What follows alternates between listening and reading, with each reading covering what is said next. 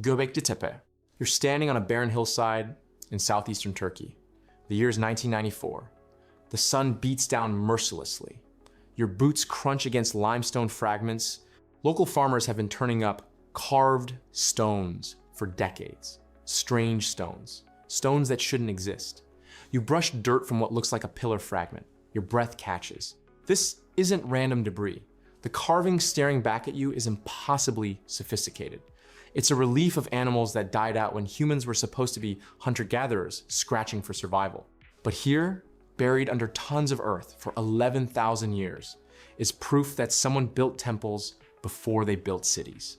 German archaeologist Klaus Schmidt had been tracking reports of unusual stone finds near the village of Ernzik for years.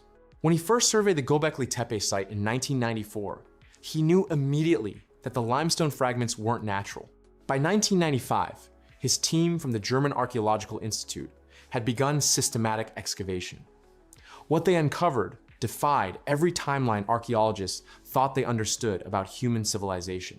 The complex consists of at least 20 circular stone enclosures, each one containing massive T-shaped limestone pillars that weigh up to 16 tons. The pillars rise to heights of 18 feet and are arranged in precise geometric patterns. Ground-penetrating radar reveals the site spans 22 acres, making it larger than Stonehenge. Carbon dating of organic material found in the construction mortar dates the oldest structures to 9,500 years before the Common Era. The craftsmanship is extraordinary. The pillars are carved from single blocks of limestone, transported from quarries over a mile away, then arranged with astronomical precision. Many are decorated with intricate reliefs of lions, boars, foxes, scorpions, and birds, carved in three-dimensional detail. Here's what makes this impossible. Gobeklitepe predates agriculture. It predates pottery. It predates the wheel. It predates metalworking. According to standard archaeological chronology, the people who built this temple complex were nomadic hunter-gatherers who possessed neither the organizational skills nor the technological knowledge to quarry, transport, and erect multi-ton stone monuments. The accepted timeline places the development of complex religious architecture thousands of years after the establishment of permanent settlements and agricultural surplus. Yet Gobeklitepe was already ancient when the first cities arose in Mesopotamia.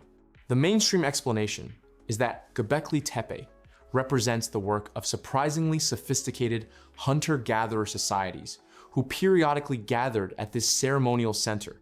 Archaeologists suggest that the construction project itself may have catalyzed the development of agriculture, as feeding the large workforce required to build the temple complex would have necessitated more reliable food production methods. The site is interpreted as a religious sanctuary where scattered nomadic groups came together for ritual purposes. But the mathematics of construction tells a different story. Conservative estimates suggest that erecting just one of the stone circles would have required the coordinated labor of 500 people working continuously for several months. The entire complex would have demanded thousands of workers over multiple generations. This level of organization requires social hierarchies, specialized labor, food storage systems, and permanent settlements, all elements that supposedly didn't exist for another 3,000 years. Some researchers suggest that Gobeklitepe indicates a lost chapter in human development, a sophisticated civilization that possessed advanced knowledge of astronomy, engineering, and social organization millennia before the accepted dawn of complex society. The most disturbing aspect of Gobeklitepe isn't its impossible age, it's what happened to it. Around 8,000 years before the Common Era, the entire complex was deliberately buried under hundreds of tons of earth and debris. This wasn't natural sedimentation. This was intentional concealment. Someone spent enormous effort to hide these temples from the world. The burial was so complete that the site remained hidden for 11 millennia, transforming from a sacred center into an unremarkable hill. Who possessed the knowledge to build Gobeklitepe when humans were supposed to be primitive nomads? Why would a civilization capable of such monumental architecture choose to bury their greatest achievement? What were they trying to hide from future generations? What other temples lie buried beneath hills we've dismissed as natural formations? If our ancestors or hiding knowledge 11,000 years ago, what else have we lost? The deliberate concealment of sacred sites wasn't unique to prehistoric Turkey. It was a pattern that would repeat across continents and centuries. Machu Picchu. You stand at the edge of the world, 8,000 feet above the Urubamba Valley. The year is 1511. Francisco Pizarro's conquistadors are carving their way through the Inca Empire, burning temples, melting gold, hunting down every trace of indigenous civilization. But here, shrouded in perpetual cloud forest, an entire city sits untouched. Terraced gardens cascade down impossible slopes. Stone temples align perfectly with astronomical events. 150 buildings house 1,000 souls who will simply vanish into the mist rather than submit to Spanish rule. The Spanish never found it. Dr. Hiram Bingham III, Yale University historian and lecturer, reached the citadel on July 24th, 1911. His expedition, funded by Yale and the National Geographic Society, was searching for Vilcabamba, the legendary lost city of the Incas. Instead, guided by local Quechua families who had quietly maintained the terraces for 4 centuries, Bingham discovered what he would call the most beautiful stonework in the world. His published account, across South America, documented structures built with such precision that a knife blade cannot fit between the stones. The engineering defies comprehension. The citadel sits on a narrow ridge between 2 peaks, Huayna Picchu and Machu Picchu, connected to the outside world by a single stone path that could be defended by a handful of warriors. The Intihuatana stone, carved from a single piece of granite, casts shadows that track the sun's movement throughout the year with astronomical precision. The Temple of the 3 Windows aligns exactly with the summer solstice. Every building incorporates seismic engineering that has withstood 5 centuries of earthquakes in one of the world's most geologically active regions. Here's what makes this impossible. The Inca had no written language, no iron tools, no wheels, and no large domesticated animals for transportation. Yet they quarried granite blocks weighing up to 14 tons from sources miles away, transported them up nearly vertical cliff faces, and fitted them together with tolerances measured in millimeters. The agricultural terraces, carved into slopes exceeding 70 degrees, still function perfectly today. The water management system channels mountain springs through precisely calculated channels that have never failed. The mainstream explanation is that Machu Picchu served as a royal estate for Inca Emperor Pachacuti, built around 1450 Common Era as a mountain retreat and ceremonial center. The site's isolation provided security during the turbulent expansion of the empire, while its elevation and orientation allowed for important astronomical observations central to Inca religious practices. But this explanation cannot account for several troubling details. Carbon dating of organic materials, conducted by Dr. Richard Berger of Yale University and published in the journal Antiquity in 2014, suggests construction began decades earlier than historical records indicate. The water temple complex shows signs of much older masonry techniques. Most disturbing, several foundation stones display weathering patterns that suggest exposure to elements for far longer than 500 years. The Spanish documented every major Inca site they conquered. They kept meticulous records of gold seized, temples destroyed, populations enslaved. They tortured Inca nobles for information about hidden treasures and secret locations. Yet somehow, an entire city housing 1,000 people sitting on a major mountain trade route remained completely invisible to European eyes for 4 centuries. Some researchers suggest Machu Picchu represents something far older than official chronology allows. Dr. David Hatcher Childress, author of Lost Cities and Ancient Mysteries of South America, argues that the most precisely fitted stonework exhibits characteristics of pre-Inca construction techniques. The Quechua families who guided Bingham maintained oral traditions describing the site as a place of power that existed before the Inca ruled. Archaeological evidence from the Sacred Valley indicates sophisticated stoneworking cultures operating in the region centuries before the rise of Cuzco. The silence of the archives offers no answers. No Spanish document mentions rumors of a cloud city. No Inca Quipu records have been found that reference its construction. The oral histories end in whispers about ancestors who walked into the clouds when the bearded men came from across the water. How does an entire city simply vanish from history? What knowledge died with its inhabitants? Why did the Spanish, who found every other Inca site, never discover this one? What were the inhabitants protecting that was worth disappearing into legend? The mountains of the world hold many secrets, but few as profound as those hidden in sacred caves where entire civilizations sought refuge from those who would erase them. Ajanta Caves. You are stalking through the thick jungle of Maharashtra, your rifle heavy in your sweating hands. The year is 1819. You're John Smith, a British cavalry officer hunting tigers in terrain no European has mapped. The monsoon heat presses against your uniform. Vines tear at your boots. Your guide has vanished somewhere behind you in the dense green maze. You push through a curtain of bamboo and stop dead. Rising before you is a horseshoe-shaped cliff face, carved with impossible precision. 29 caves gape like mouths in the rock. Inside, faded colors catch your torchlight. Buddha statues emerge from shadows that have held them for over 1,000 years. You have just rediscovered one of humanity's greatest artistic achievements, hidden from the world since the 7th century. Smith's discovery sent shockwaves through the British Archaeological Survey. The caves had been documented in official reports by 1821, catalogued by Alexander Cunningham, the first Director General of the Archaeological Survey of India. The site spans 550 meters along the Waghora River Gorge. Each cave was hand-carved from solid basalt rock between 200 before the Common Era and 650 Common Era. The paintings inside cover over 2,000 square meters of wall surface, executed in a technique that required layers of clay, cow dung, and rice husk as base, then mineral pigments mixed with organic binders. The precision of the carving work shows tolerances accurate to within millimeters across spans of 30 meters.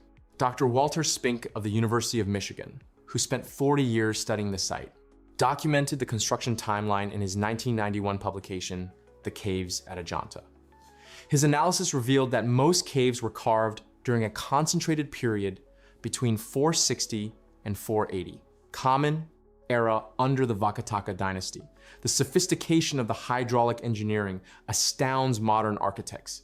Each cave includes drainage systems that have functioned perfectly for 15 centuries. The acoustic design creates perfect sound distribution for Buddhist chants. Cave 1 contains the famous Bodhisattva Padmapani mural, its pigments still vivid after 1,500 years in tropical humidity. But here's what makes this impossible. These caves weren't simply abandoned. They were erased from human memory so completely that no local tradition, no written record, no oral history preserved even a whisper of their existence. The Archaeological Survey of India's comprehensive report from 1930 details exhaustive interviews with local villagers. Not one family retained any folklore about the caves. Not one.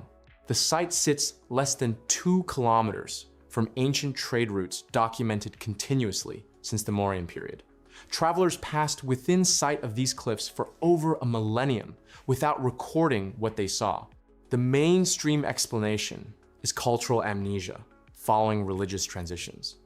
Buddhism declined in the region after the 7th century as Hinduism resurged under new dynasties. The monks departed, the local population converted, and institutional memory naturally faded over generations of religious change.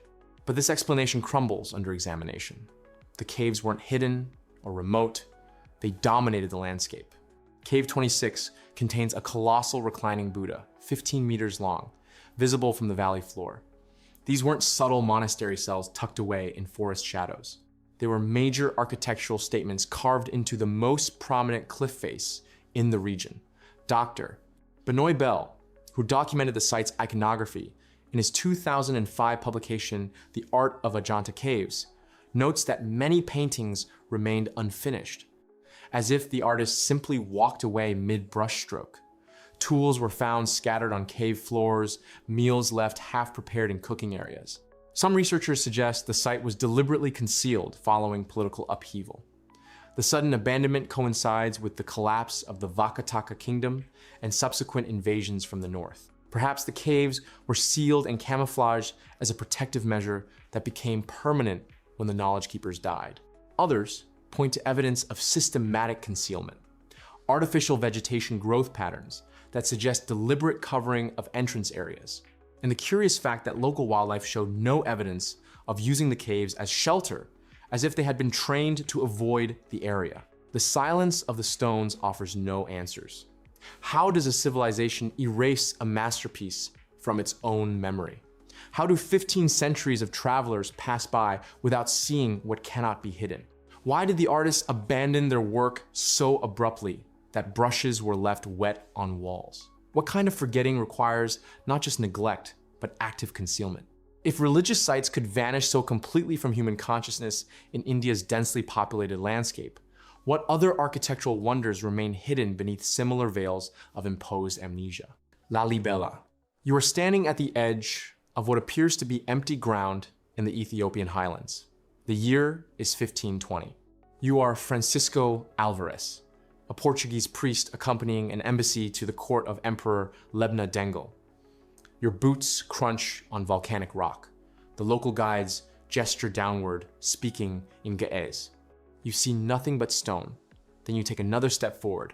The ground opens beneath you. Carved into the living rock, descending into darkness, is the roof of a church, not built upon the earth, but excavated from it.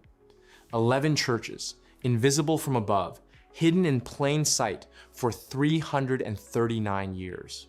Alvarez documented his discovery in the Prester John of the Indies, published in 1540.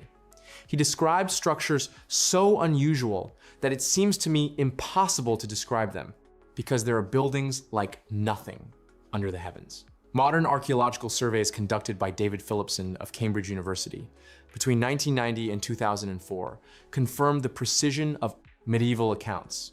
Each church was carved downward from the surface, removing an estimated 14,000 tons of volcanic rock per structure. The Church of St. George alone required the excavation of a block measuring 33 by 23 by 49 feet deep. The dating is precise. Carbon analysis of wooden artifacts embedded in the churches conducted by the British Institute in Eastern Africa places construction between 1181 and 1221 during the reign of King Gebre Meskel Lalibela. Ethiopian chronicles record that Lalibela ordered the construction after a pilgrimage to Jerusalem, intending to create a new Jerusalem in the highlands. The churches were carved by skilled masons working downward through solid basaltic rock, following architectural plans that required perfect calculations from the surface. Here's what makes this impossible to fully explain. The churches weren't built and then hidden. They were hidden by design from the moment of conception. The Church of Bet Meriam sits 40 feet below ground level, completely invisible until you stand at its edge. Bet Georgis is carved in the shape of a perfect Greek cross. But this symmetry is only visible from directly above. The builders created windows, doorways, and interior chambers while working blindly downward through solid rock. Any miscalculation would have ruined years of work. The precision required approaches architectural impossibility.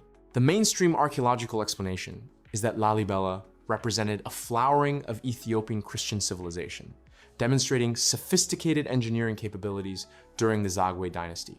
The churches served as pilgrimage sites, allowing Ethiopian Christians to worship in their own holy land when access to Jerusalem became difficult due to Muslim control of traditional routes. The underground design protected the structures from weathering and provided natural insulation in the highland climate. But this explanation cannot account for the strategic invisibility. These weren't simply underground churches. They were churches designed to be undetectable.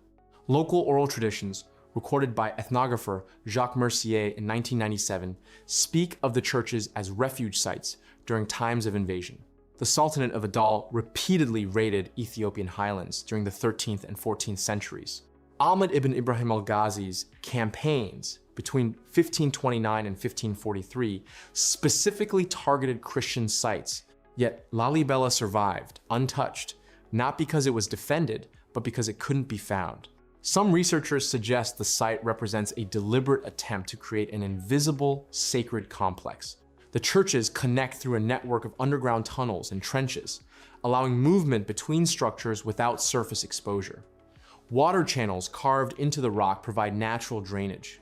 The entire complex functions as a subterranean city, complete and self-contained. When Alvarez arrived, local priests had maintained continuous worship services for over 3 centuries without external knowledge of the site's existence.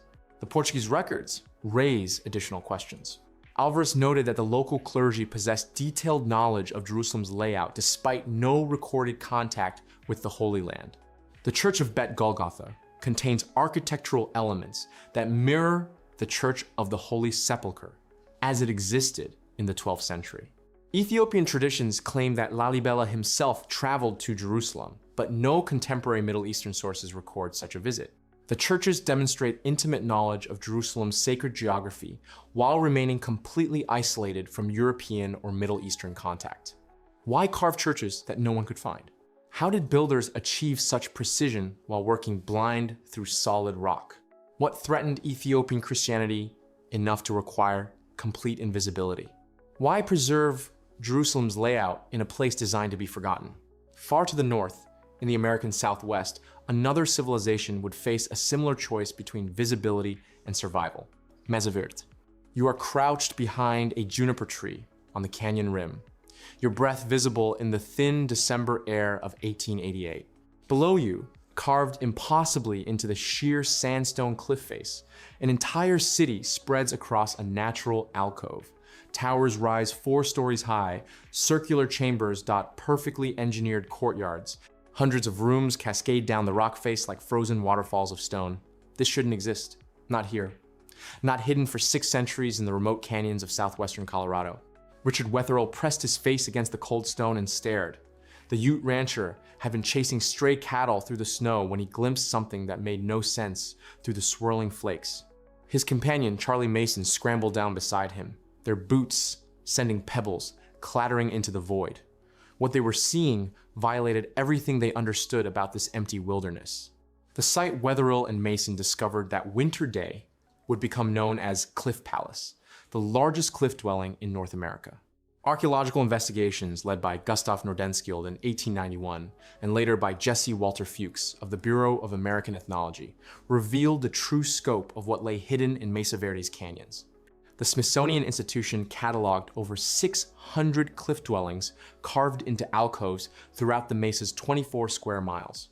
The precision of the construction defied explanation. Walls built from perfectly fitted sandstone blocks rose straight and true for decades without mortar failing. Multi-story towers incorporated sophisticated, load-bearing techniques that prevented collapse across centuries of freeze-thaw cycles. The largest structures contained over 150 individual rooms connected by networks of interior passages. Engineering analysis conducted by the National Park Service in 1973 determined that some walls carried structural loads exceeding 14 tons per square foot.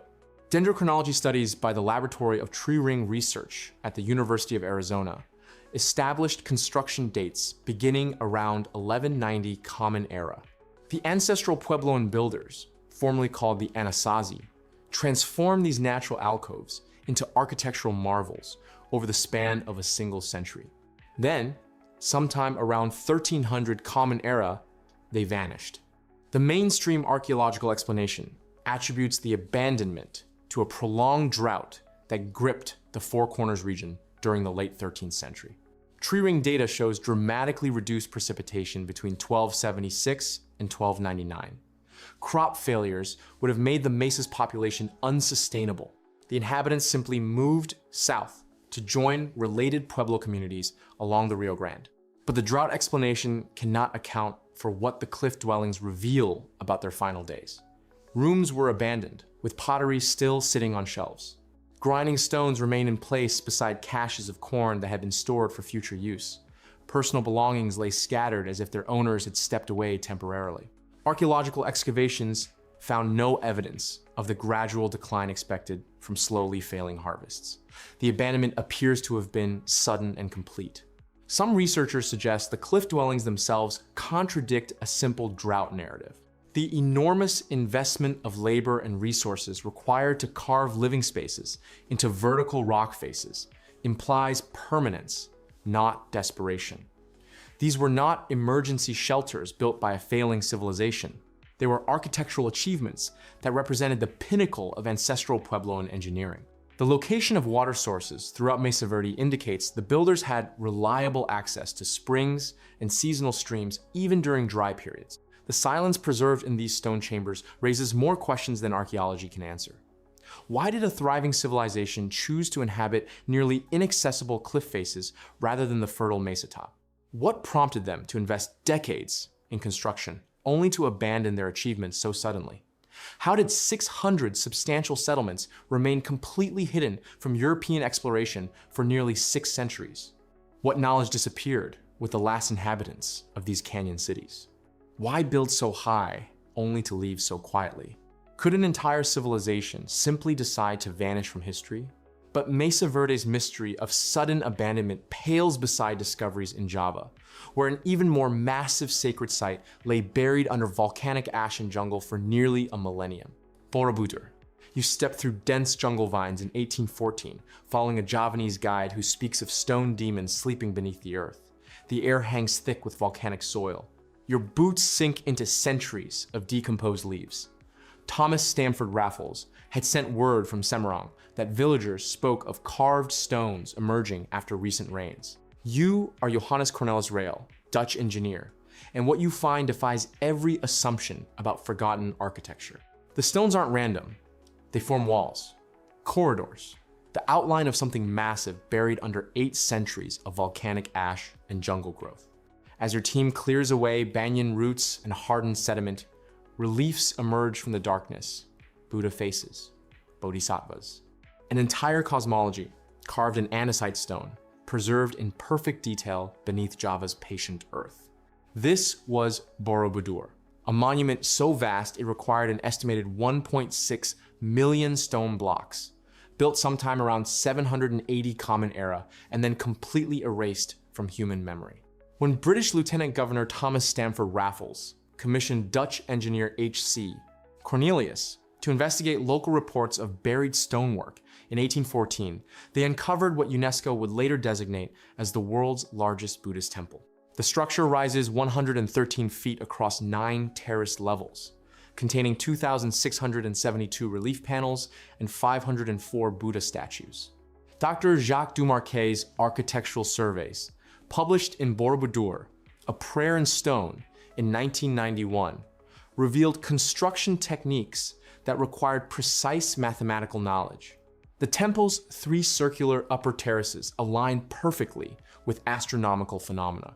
Each level represents a stage in Buddhist cosmology, from the earthly realm of desire through the transitional sphere to the formless realm of enlightenment. The entire structure functions as a 3-dimensional mandala, a stone prayer that pilgrims could walk through over the course of days. Here's what makes this erasure impossible to fully comprehend. Borobudur wasn't a small shrine forgotten by a handful of villagers. This was a monument that required an estimated 75 years to complete, involving thousands of craftsmen, architects, and laborers. The Sailendra dynasty that commissioned it controlled vast trade networks across Southeast Asia. Yet sometime around the year 1000 Common Era, the site was simply abandoned. No records explain why. No chronicles document its desertion. The mainstream archaeological explanation points to the gradual shift of political power from Central Java to East Java during the 10th century Common Era. As Hindu kingdoms rose and Buddhist influence waned, Borobudur lost its royal patronage. Without maintenance, tropical vegetation and volcanic activity from nearby Mount Merapi slowly buried the structure. The local population, increasingly Hindu and later Islamic, had no cultural connection to Buddhist monuments and allowed the jungle to reclaim it. But this explanation struggles with the completeness of the forgetting. Borobudur wasn't gradually abandoned and partially remembered through oral tradition. It vanished so thoroughly that by 1814, local Javanese referred to it only in fragments of folklore about buried demons and cursed stones. Dr. Cesar Vute's geological surveys from 1973 to 1983, published in The Restoration of Borobudur, found evidence of multiple volcanic events that could have rapidly buried portions of the structure. Yet, the temple's upper terraces would have remained visible for centuries after its abandonment. Some researchers suggest that Borobudur's disappearance represents something more deliberate than natural burial. The rise of Islamic sultanates in Java during the 15th and 16th centuries brought systematic destruction of Hindu and Buddhist monuments across the archipelago. Professor Sokmono's studies detailed in Candi Borobudur, a monument of mankind in 1976, document how Islamic rulers often ordered the dismantling of ancient temples, using their stones for new construction projects. Others point to the curious fact that certain Javanese communities maintained detailed knowledge of the site's existence, even during its supposed centuries of abandonment. The ease with which Cornelius located the temple in 1814 suggests that local memory wasn't completely erased.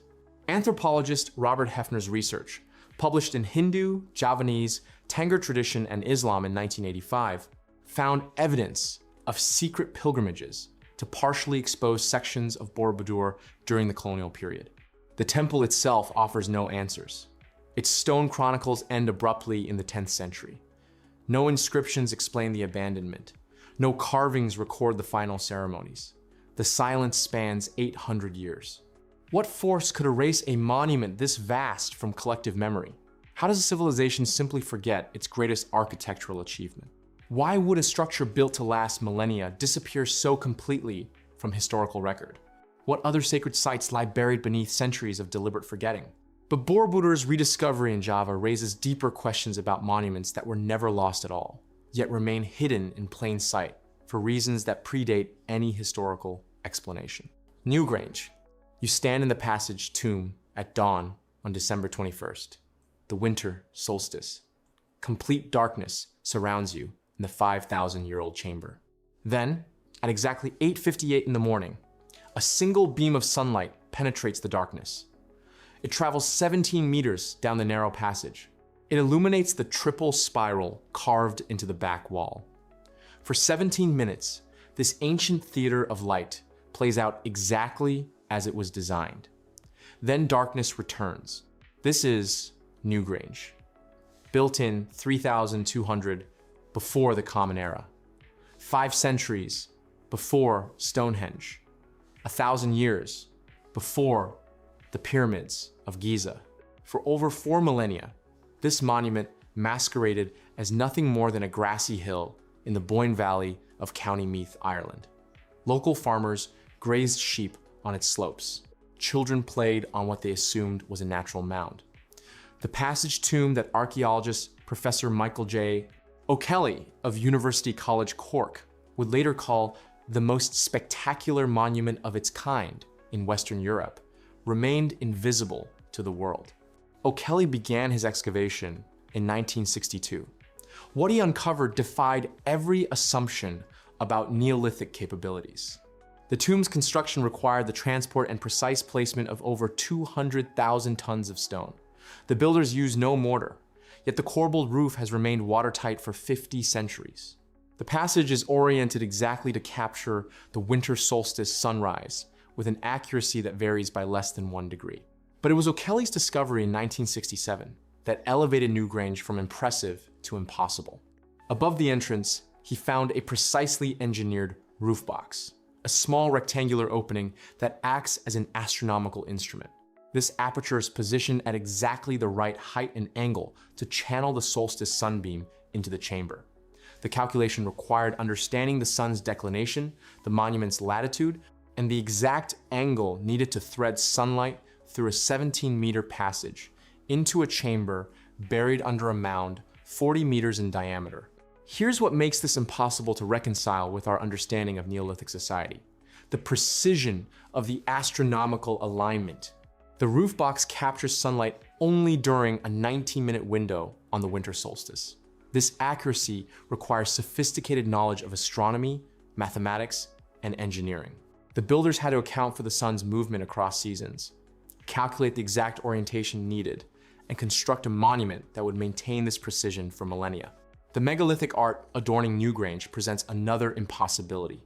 The famous triple spiral in the passage, the lozenges and zigzags carved into the entrance stone, the chevrons and circles throughout the monument, these represent some of the finest Neolithic art in Europe. Yet, they were carved by a society we're told had no written language, no complex social organization, no permanent settlements. The mainstream archaeological explanation is that Newgrange represents the pinnacle of Neolithic achievement in Ireland. A complex hunter-gatherer society, possibly led by a priestly class, accumulated enough surplus labor and astronomical knowledge to construct this monument. The winter solstice alignment served ritual purposes, marking the return of longer days in the depths of winter. The artwork reflects sophisticated symbolic thinking, but remains fundamentally shamanic in nature. But the engineering tells a different story. The dome of the burial chamber uses a corbelling technique that creates a perfect arch without a keystone, a method that wouldn't appear in Roman architecture for another 3,000 years. The drainage system built into the monument still functions perfectly after 5 millennia. The quarry marks on some stones show evidence of precision tooling that archaeologists struggle to explain with available Neolithic technology.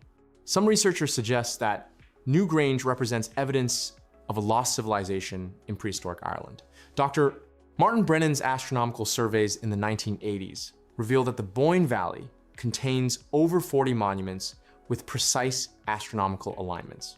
This suggests not a single achievement by one community, but a systematic astronomical tradition spanning generations.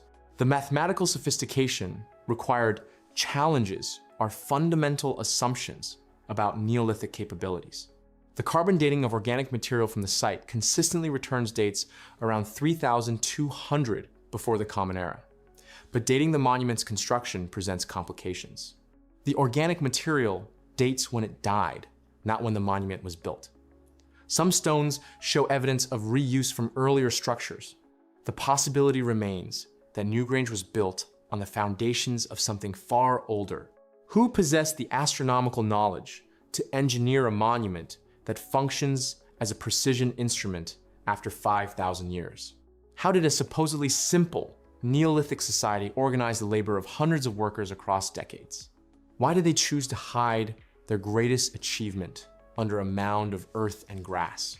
What other monuments lie concealed beneath the hills of Ireland, waiting for archaeologists to recognize them? The earth holds more secrets than we imagine, buried not just in Ireland's hills, but carved into living rock far beneath our feet. Derinkuyu. You're renovating your basement in the Turkish town of Derinkuyu. It's 1963. The sledgehammer connects with the wall, and instead of hitting stone, it punches through into empty space. Cold air rushes out. You shine your flashlight through the hole and see carved stone steps descending into darkness. You've just discovered one of the most sophisticated underground cities ever built, hidden directly beneath your feet for centuries. Archaeologist Omer Demir led the first systematic exploration in 1964, documenting what he initially believed was a simple cave system. His team from Ankara University quickly realized they had found something unprecedented. The underground complex extended 18 levels deep, carved entirely from volcanic rock. By 1969, Turkish archaeologist Kayhan Özcent had mapped over 200 rooms connected by a maze of tunnels, ventilation shafts, and defensive passages. The city could house 20,000 people. Özcent's measurements revealed living quarters, stables, chapels, storage rooms, and even a winery. The ventilation system included over 15,000 air ducts, some extending down 300 feet. Rolling stone doors weighing up to 1,000 pounds could seal entire sections. The engineering precision was extraordinary. The air circulation system maintained consistent temperature and breathability across all 18 levels. Here's what makes this impossible. Derinkuyu's construction required removing approximately 6 million tons of rock. The ventilation engineering alone represents knowledge that mainstream archaeology places centuries beyond the accepted timeline for the region. Carbon dating places major construction phases in the 8th century, Common Era, but the sophisticated hydraulic systems and defensive architecture suggest capabilities that shouldn't have existed in Byzantine Anatolia. The mainstream explanation is that Derinkuyu was carved by Byzantine Christians fleeing Arab raids in the 7th and 8th centuries Common Era. The underground city provided refuge during times of conflict, allowing entire populations to disappear beneath their villages. Archaeological evidence supports continuous habitation and expansion over several centuries, with the complex reaching its final form around 1000 Common Era. But the mathematics of construction tell a different story. Removing 6 million tons of rock with 8th century tools would require thousands of workers laboring for decades. Where did they put the excavated material? No corresponding above-ground earthworks exist.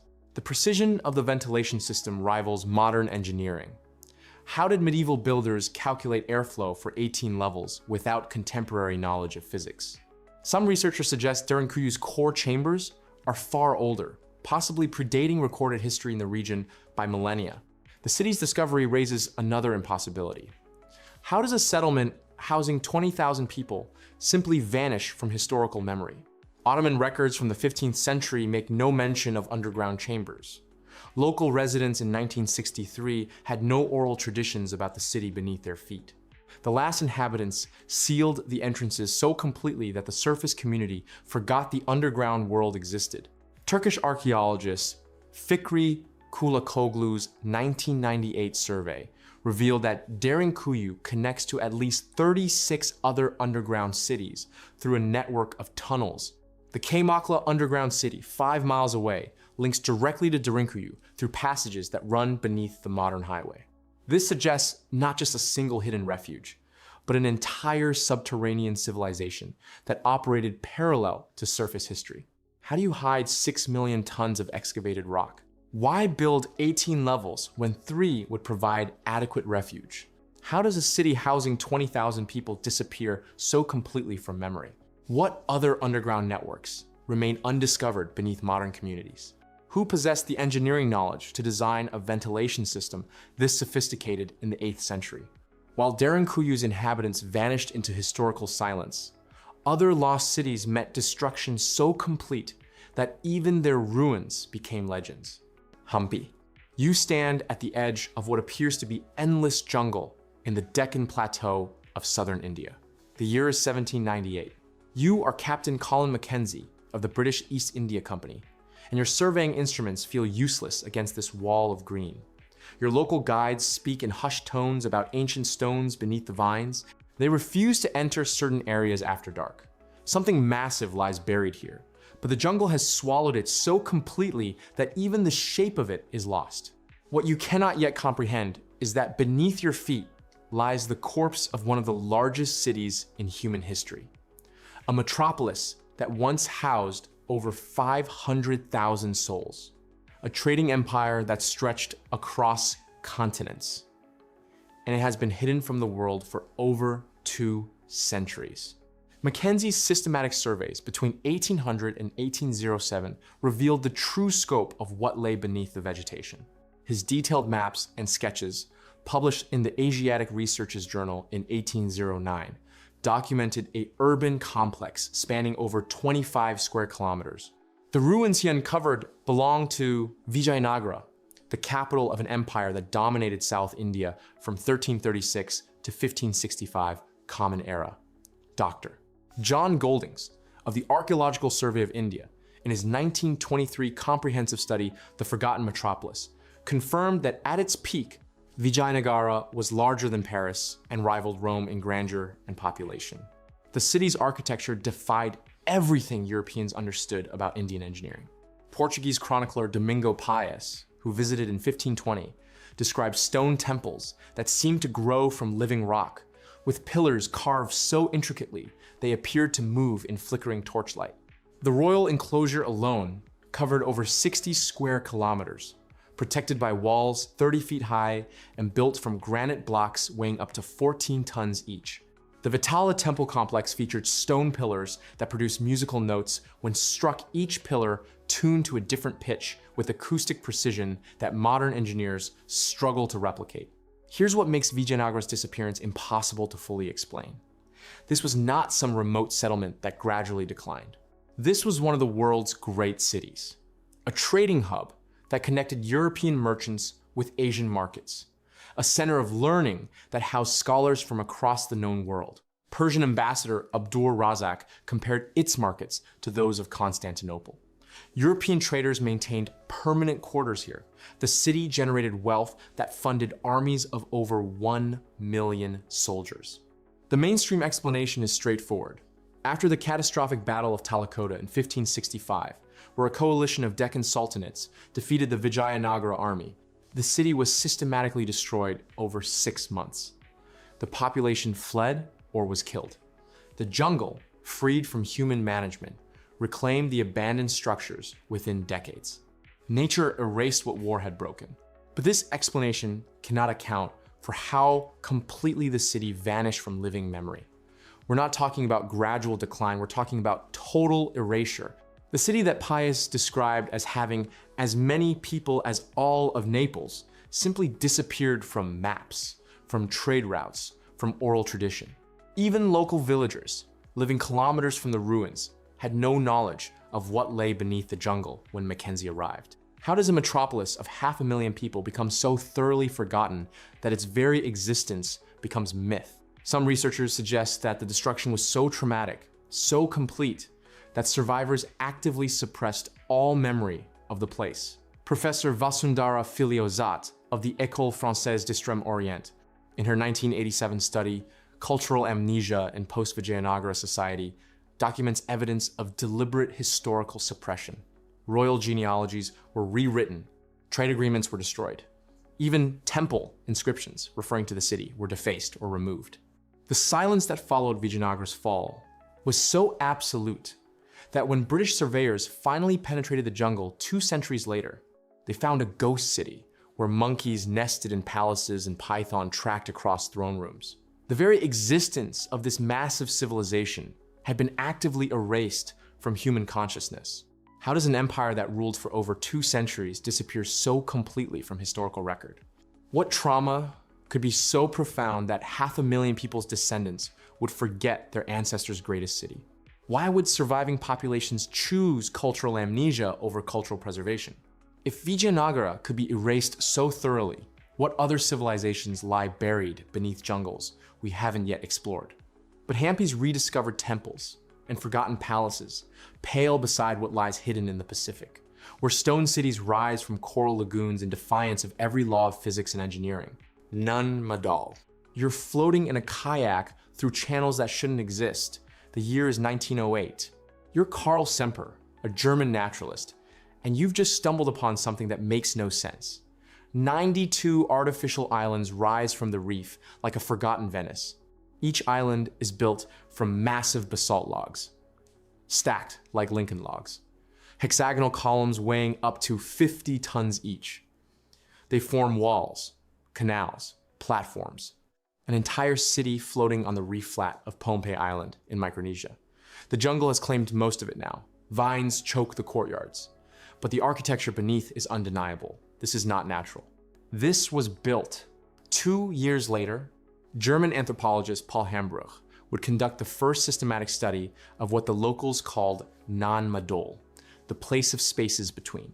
His 1913 monograph, Die Ruinen von Nan Madol, documented what he found. An artificial archipelago covering 500 acres, constructed entirely from prismatic basalt columns, each structure built without mortar, the stones fitted together with mathematical precision. Hambruch mapped the complex, interviewed elderly residents, collected oral histories. His work revealed a site abandoned around 1628, when the last Saudalur dynasty fell to Isokelekel of Khosrau. But Hambruch's documentation raised more questions than it answered. The basalt came from quarries on the opposite side of Pohnpei Island, over 10 miles away. Moving 50-ton stone logs across that distance would challenge modern engineering. The Micronesians of 1200 had no wheels, no pulleys, no draft animals, yet somehow they transported an estimated 750,000 tons of basalt to build their floating city. The precision of the construction rivals Inca stonework. individual logs fit together so perfectly that not even a knife blade can slip between them. Archaeological surveys conducted by William Ayres of the University of Oregon in the 1970s confirmed construction began around 1200 and continued for 4 centuries. Radiocarbon dating of coral fill material established the timeline. Ground-penetrating radar revealed submerged foundations extending beneath the current structures. The scale becomes clear. Nan Madol represents one of the most ambitious engineering projects in Pacific history. The mainstream explanation centers on the Saudeleur dynasty's consolidation of power across Pompeii. According to this interpretation, the ruling class built Nan Madol as an administrative center around 1200, using it to control tribute from outlying districts. The artificial islands served specific functions: residential compounds for nobility, ceremonial platforms, burial sites. The basalt transportation problem is explained through community mobilization. Hundreds of workers moving stones during high tide using wooden rollers and leverage techniques known from other Pacific cultures. But the engineering challenges resist easy solutions. Recent analysis by geologist Scott Fitzpatrick revealed that many basalt columns were quarried as single pieces, not broken and reassembled. This means moving intact 50-ton stones across 10 miles of difficult terrain, then precisely placing them in complex architectural patterns.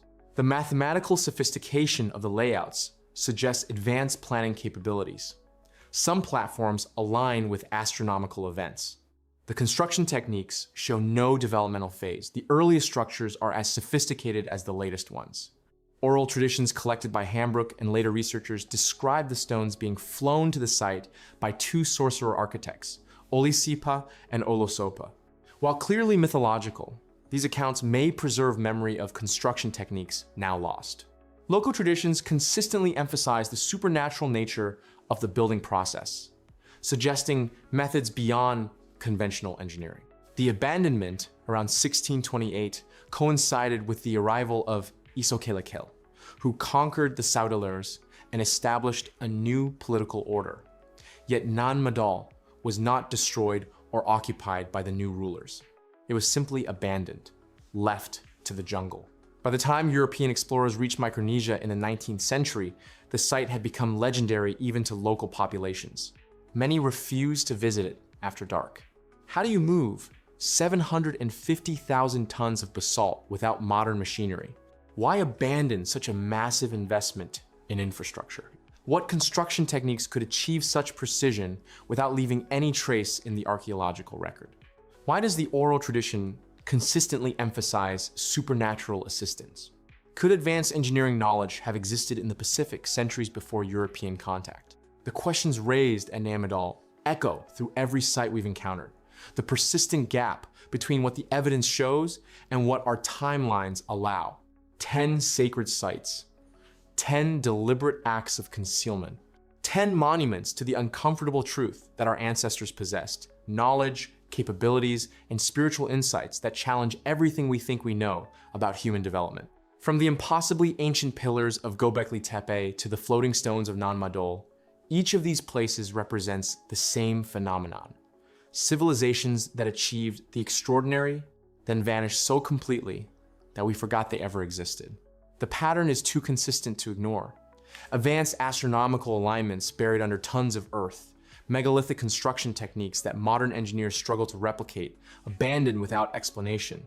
Underground cities carved from solid rock, then sealed and forgotten. Sacred complexes built with mathematical precision that wouldn't be rediscovered for centuries, left to jungle overgrowth and desert sand. These weren't primitive peoples stumbling toward civilization. These were sophisticated societies with access to knowledge systems we've lost, spiritual technologies we don't understand, and organizational capabilities that produced monuments we can barely comprehend. What disturbs isn't just that these places were hidden, it's that they had to be hidden. Something drove these builders to bury their greatest achievements, to abandon their most sacred spaces, to erase themselves so thoroughly from the historical record that their rediscovery feels like archaeology from another planet. The mainstream narrative of steady human progress, of civilizations building incrementally upon each other's achievements, crumbles when confronted with the evidence of Derinkuyu's impossible depths or Borobudur's mathematical perfection. We are not the inheritors of an unbroken chain of knowledge. We are the descendants of survivors who forgot what came before. The question that haunts every carved stone and aligned monument is not who built these places, but what they were trying to preserve and what they were hiding from. The silence of 10,000 years offers no answers, only the unsettling certainty that the story of human civilization is not what we thought it was.